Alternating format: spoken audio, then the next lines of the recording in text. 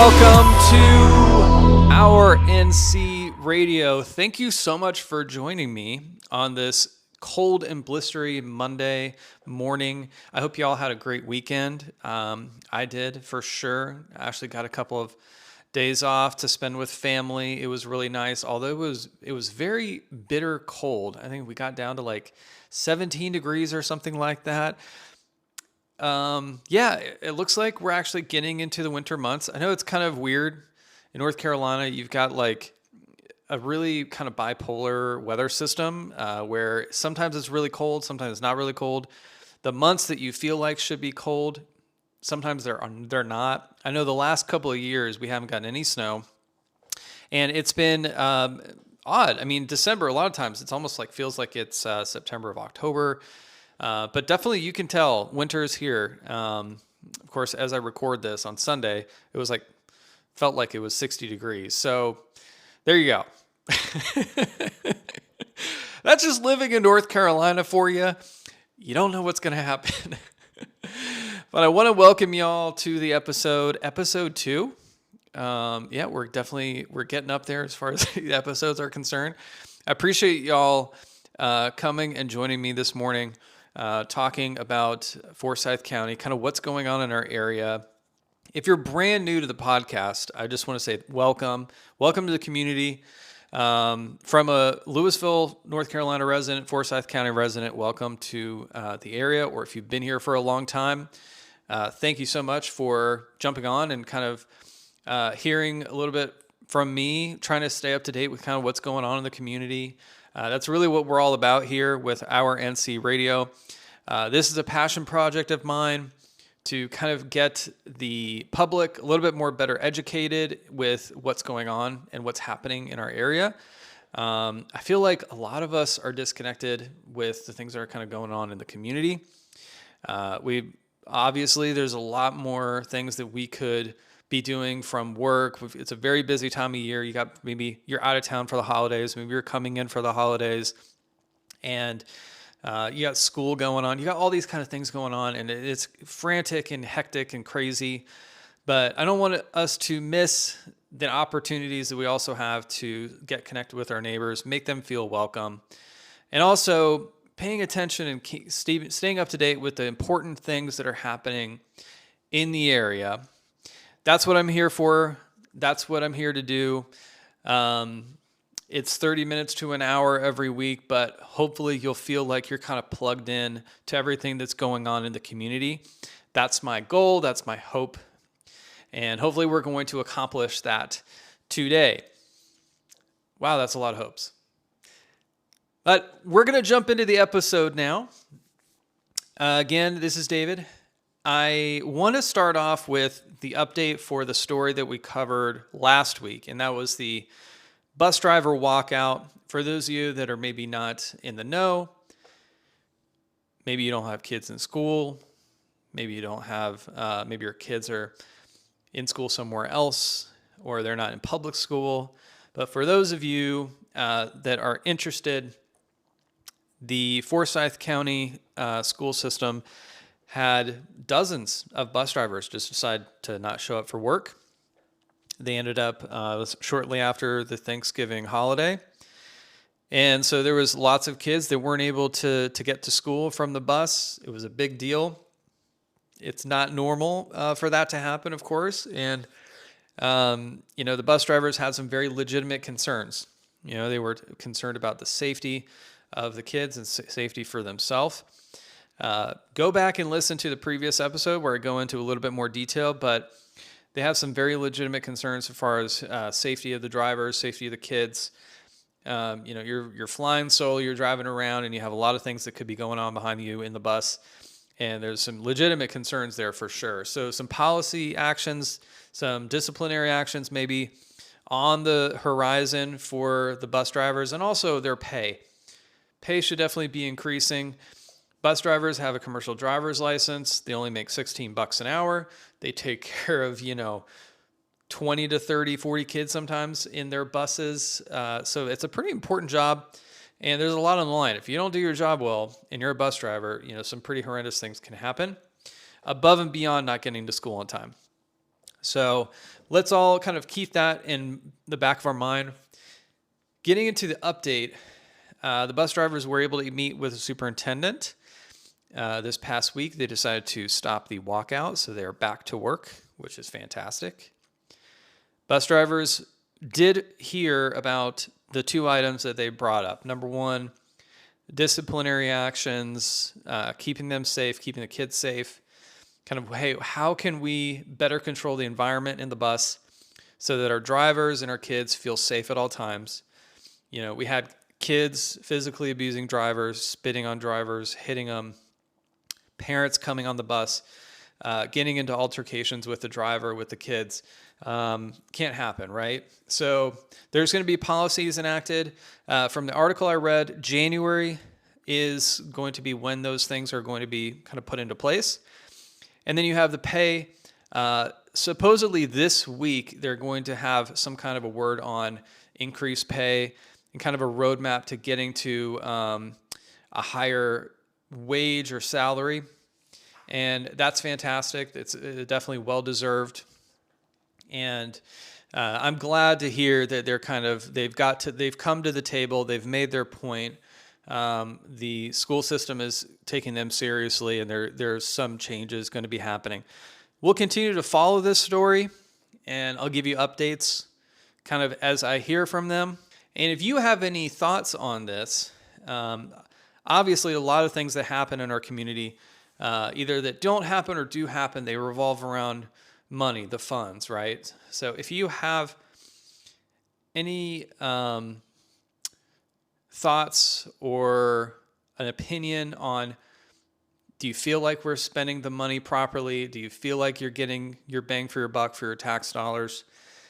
Do you feel like there's enough support for the things that you want to see in the community, right? Like, is there anything that's missing that you feel like we should or could have that you want to see enacted? I would really love to hear from you on those items. If you want to get in touch with me, if you want to get in touch with the show, I've got two ways for you to do it.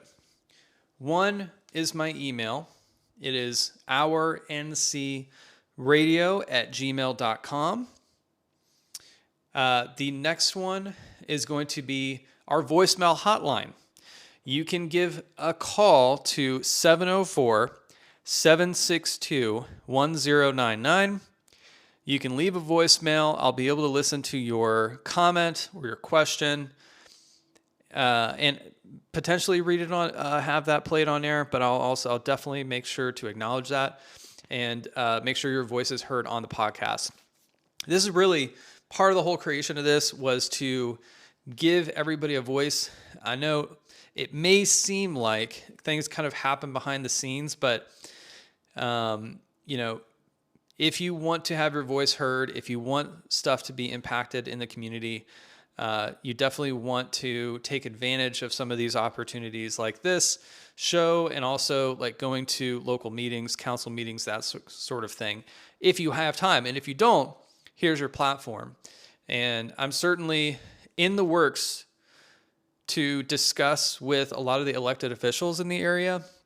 So keep on the lookout for that. I have some interviews that I'm lining up in the next couple of months with folks that are basically running the show in our area. So if you want to have your voice heard, if you want certain things to be brought up in a potential interview setting, I'm looking for that feedback from y'all. Let me know if you have some things you're passionate about, and I'd love to hear from you there. Also, we do have a growing community on Facebook. If you're on Facebook, you can search Our NC Radio. There's a private Facebook community that I put up. I am looking for folks to just kind of, interact, kind of post their stuff that maybe they may want to share as it relates to things happening in the community. This is not a spam Facebook group. It's such a bummer because Facebook is such a great avenue for social connection, but it kind of turns into this really hyper commercial. You get a lot of spam posts, you get a lot of like hyper negativity, that kind of thing. And so it's hard to like go and find out really what's going on without having your feed disrupted by that type of stuff. And honestly, it's like more than half are, the things that you really don't care to see, you have to kind of deal and wade through. So it can kind of get annoying. So hopefully, our little niche, our little community is somewhere where you're going to find a lot more value, a lot more impactful information than you do on normal Facebook. So that's my spiel for that. Please jump on, join the community, and talk to me. Let's go ahead and get rolling into the main topic of today's show, which is 2024 year in review. So I made a call on Facebook to the people that are following the podcast in that Facebook group, just asking for some help in researching some of the topics that I'm going to talk about today. When I say a year in review, I don't necessarily want to talk about the things that we've all heard about ad nauseum, right? We have an election. We've got the hurricane disaster that hit our country, that hit our area. A lot of folks either have houses up in the mountains that were impacted, or they have friends and family there. A lot of people are Western North Carolina University alumni or App State alumni, and it's absolutely terrible what has gone over there, but everybody has covered this like kind of nonstop. And I'm certainly planning on talking about some of that, but this show is mainly focused on Forsyth County. And so I'm not going to talk about those big major news events on this specific show because it didn't affect us nearly as much as what happened outside of our county. But again, heart goes out for everybody that has been affected by that. And I believe it is definitely worth probably its own episode or multiple. And that is something I could maybe visit in future topics. But for this 2024 year in review, I wanted to kind of stay a little bit more local. And I'm looking at the different jurisdictions in Forsyth County. So we've got the big one, of course, which is Forsyth County. They have their own elected body. It's the council, the county commissioners. And then you've got the largest city within the county, which is Winston-Salem. You've got Kernersville. And then you got some of the smaller towns and villages like Bethania, Walkertown, Tobaccoville, Louisville, where I live. You got Clemens. So there's a lot to cover there. And we're going to talk about a few today. We're going to talk about kind of what has happened, the major bullet points, City of Winston-Salem, Kernersville, Forsyth County Commissioners, and then Rural Hall. And then the next episode that we do on the year in review is going to be Louisville, Clemens, Tobaccoville, Walkertown, and Bethania. If you are a resident of any of those areas, please don't tune out, because the things that have happened within Forsyth County and Winston-Salem, that definitely has an impact on our lives as well, even if we don't live in that jurisdiction. So let me get you caught up, starting with the city of Winston-Salem. So if y'all are not familiar, and this is something that I've been learning as I'm getting more into local government and politics, kind of paying attention with what's going on, a lot of what city and town officials do is zoning requests. I personally read through the meeting minute notes for every single council meeting for the city of Winston-Salem. Watched a lot of the video recordings of topics that were discussed in the last year. There's a lot of stuff that seems mundane that you kind of have to wade through. But it's a labor of love so that I can get you the kind of juicy nuggets that you're looking for.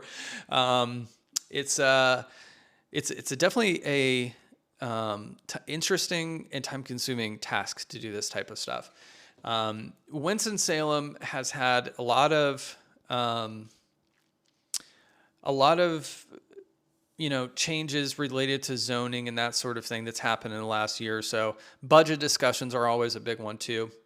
But the major thing that's kind of like is a blessing, because I don't want to bore you with a lot of that stuff, is a massive state grant and federal grant that was given to the city of Winston-Salem for a new renovated kind of multi-use residential entertainment type district. That was approved. That $35 million was granted to the city of Winston-Salem to do this project. That's massive news, right? Because that's going to totally change the look and the feel of the university area.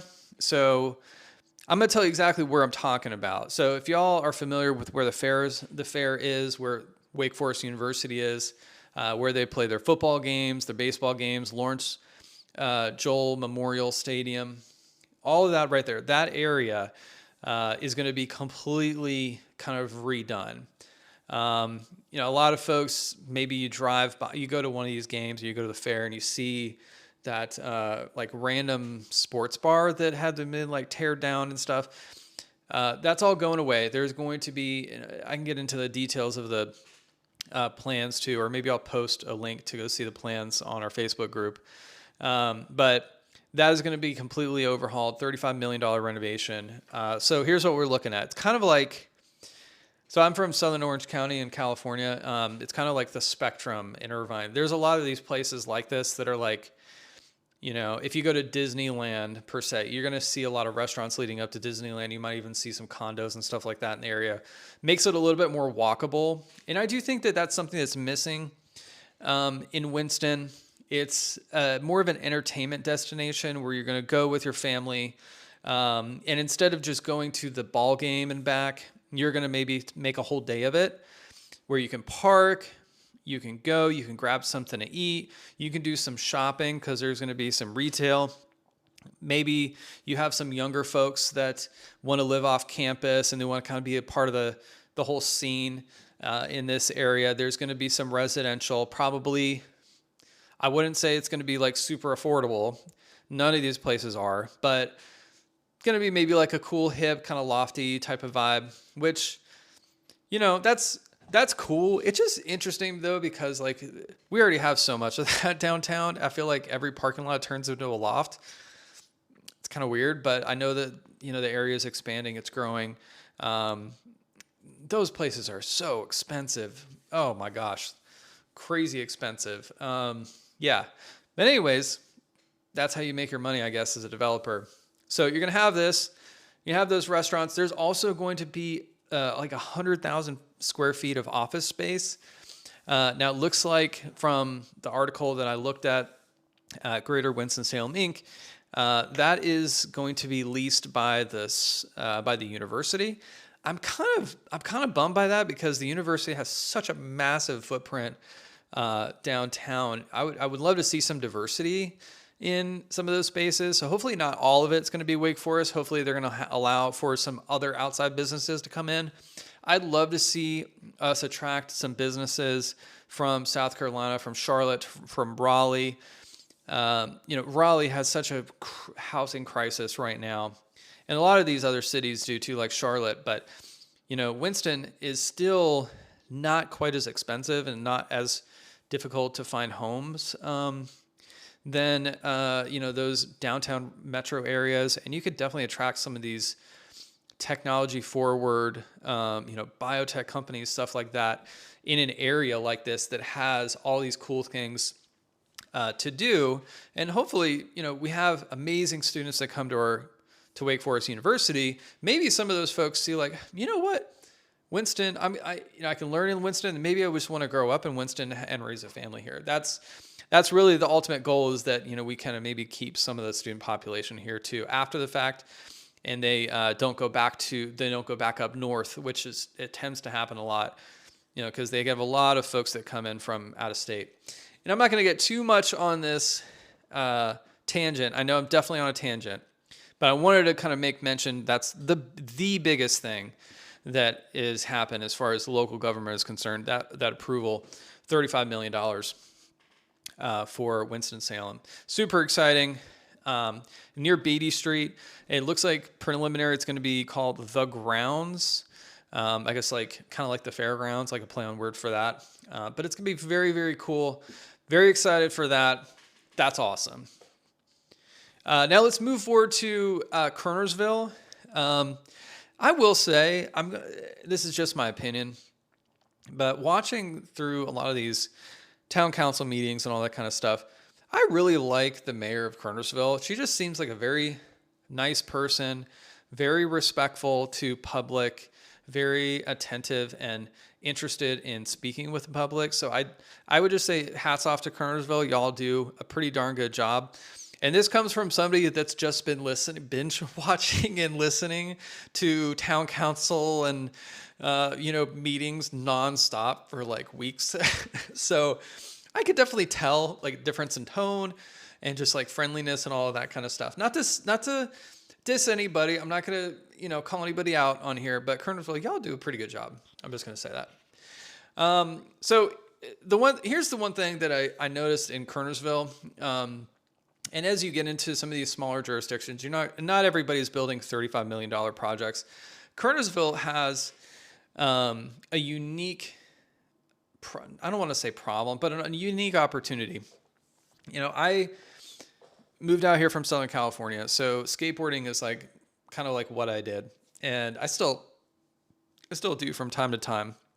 I'm like almost 40 years old, and I can kickflip. So that's, I think that's pretty impressive, just because I can barely do anything else. But Kernersville has a skate park, pretty cool skate park, and I love that the town is a little bit more interested in representing more diverse sports. Not everybody is going to be on the basketball team. Not everybody is going to play baseball, and some people like to have like an individual sport where they can express themselves, where they can put on their AirPods and they can get their stuff in and they can express their creativity through the art of something like a skateboarding or biking or rollerblading or whatever it is. That's a little bit more alternative. I like that. I like that a lot. I noticed that early on moving out here. Kernersville had a skate park, so somewhere I visited. And it looks like they're going to expand on that idea, and they're going to build a massive BMX supercross track. So for those of you that don't know what I mean by that, and I had to look this up too, the BMX supercross sport itself is essentially like a cross of like racing and jumps, but it's like timed. And you've got people that line up. They sprint across this track for as quick as they can, but they got jumps, they got berms, and they can do little flips or tricks or whatever it is. It's really cool. It's really fun to watch. And apparently it's a national sport, and it could bring in a good amount of tourism dollars, additional funds. And the one that's closest is in Rock Hill, South Carolina.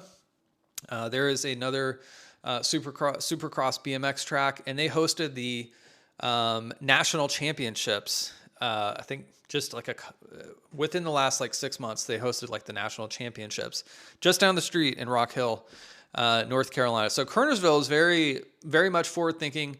They're adopting, and they're going to go forward with this plan to build this new BMX Supercross track. For those of you that love biking, fantastic. I'm personally not a biker myself, but I'm excited to kind of see, maybe I can just like kind of drive by and, park, have a cup of coffee and watch people just kind of do these crazy stunts and flips. I think that would be really cool. And I know we do have Tanglewood Park. So if you're a dirt biker, I'm sure maybe you go and frequent Tanglewood Park, where they've got a lot of man-made jumps and that kind of thing. This is different. This is like a certified, authentic, per like a professional track that's been built up. So it's like the next evolution for this type of course. So that's the main one in Kernersville. If I missed something, either City of Winston-Salem or Kernersville, feel free to reach out and let me know. Just given the time constraints, I'm not going to cover everything that happened, but these are the kind of the big ones. So that is something that I wanted to mention for sure. Kernersville, kudos to you. Y'all got great representation. And then you've got this fantastic new BMX Supercross track that looks to be completed. Breaking ground, but it was definitely approved. So that's very cool. Let's jump into probably the next big one, Forsyth County. Forsyth County, obviously they're kind of in a lot of what's going on in Winston. It's in the county too, but it's just not necessarily county jurisdiction. The Forsyth County, they had a very probably the biggest one is the budget that they ended up supplementing to the school system. Excuse me, I don't know why I'm having a little trouble this evening. But Forsyth County supplemented school system. This is something I wanted to mention. This is probably the biggest story just out of Forsyth County in terms of the elected officials, kind of the politics of everything, what's going on. The budget hearing that I believe happened in June, there was a lot of public discussion. The Winston-Salem Forsyth County schools asked the county to supplement their own budget. And I went into a little bit of school budget in the previous episode, so definitely check that out.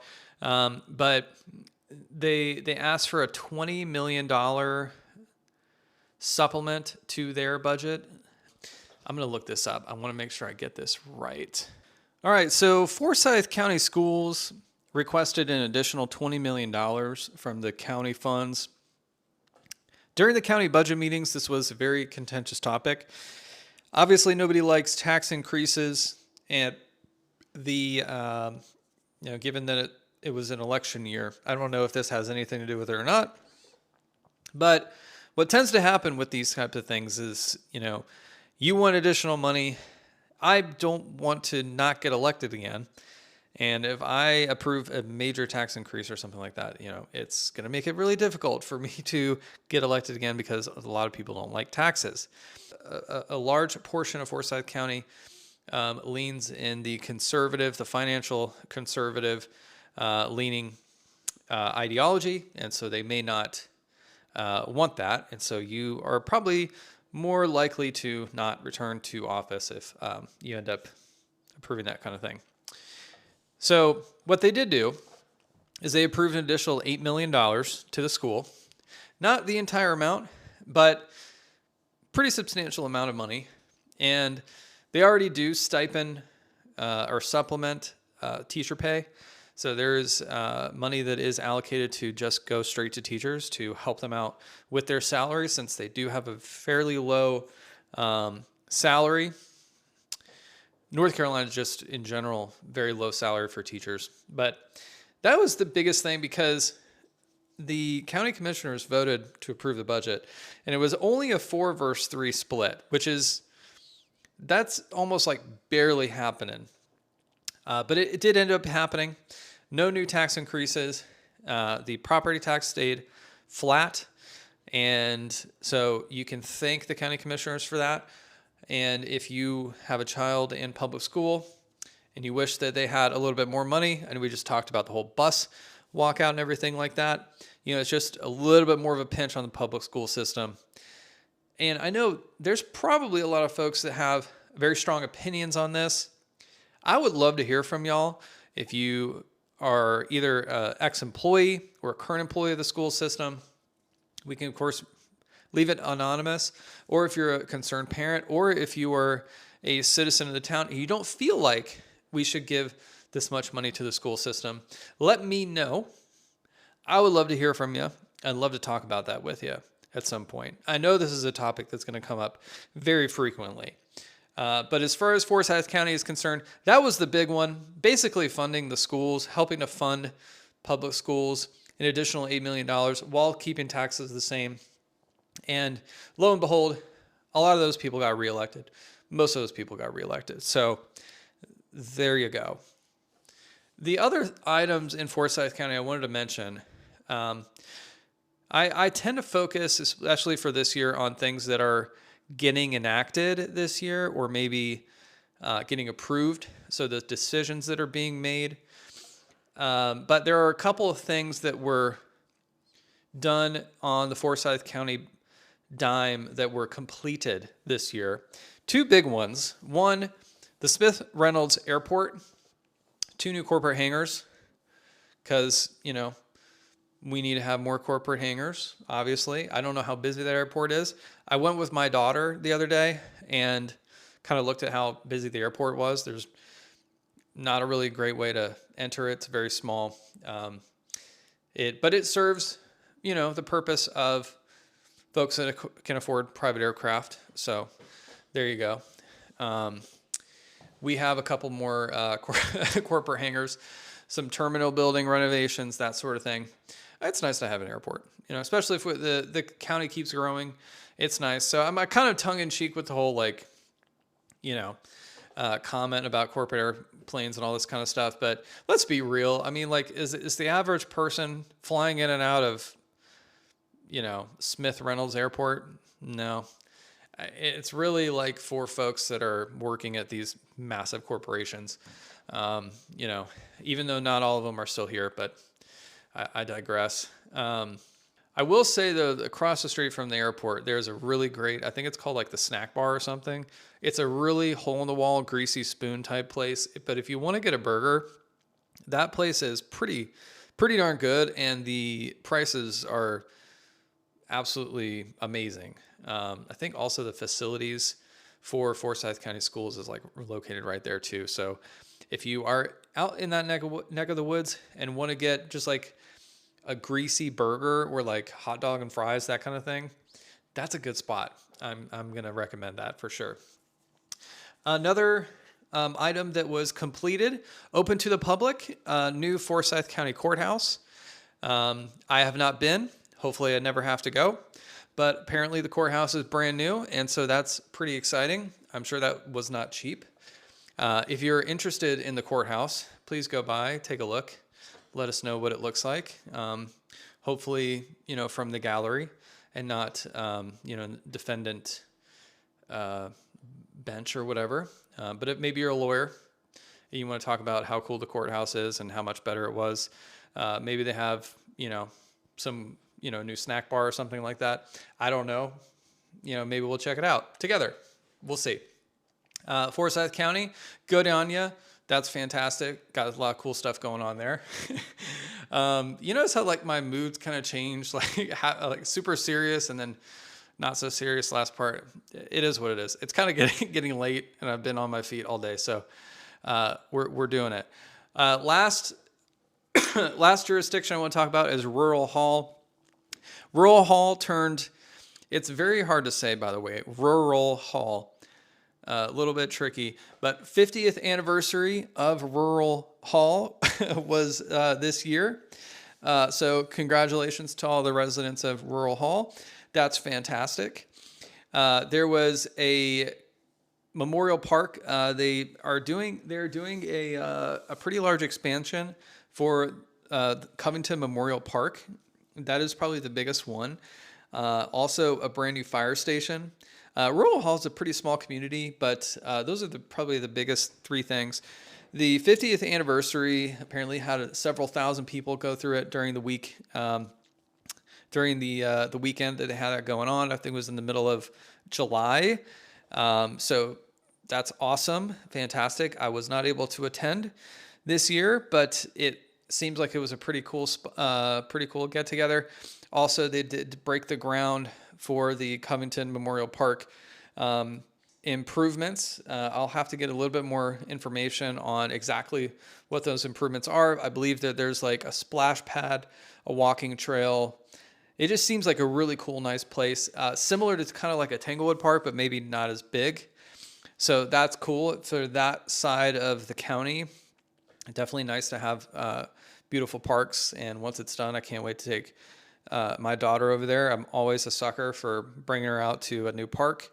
They're free and they entertain her for hours, especially if you got a splash pad and a nice slide, maybe something for her to climb up on and scare the living daylights out of me. I'm all for it. So thank you very much, Rural Hall. Also, brand new fire station. I know that ain't cheap, several $1 million. Rural Hall is going ahead and approved the new fire station, which is also fantastic. So A couple of big dogs, a couple of smaller places. I assume the last 5 jurisdictions, which is going to be Clemens, Louisville, Tobaccoville, Walkertown, and Bethania, are going to be pretty quick. Bethania especially is very tricky because they don't post their stuff online. You have to go to that actual Bethania town hall or village hall, whatever they call it, and get the printed document of the meeting minutes, like what's on the agenda and everything like that. Not making it very easy for me to do my job, but that is what it is. And I'm going to wrap the show up right there. I appreciate y'all coming and checking this out. Thank you very much, and welcome to all the new listeners. I'm sure there's dozens, if not hundreds of you that are now, fully on board with the podcast. I hope you found us on Facebook and Spotify. You can subscribe, and if you wouldn't mind, do me a favor and rate the podcast. That definitely helps out a lot. And I would love to hear from you.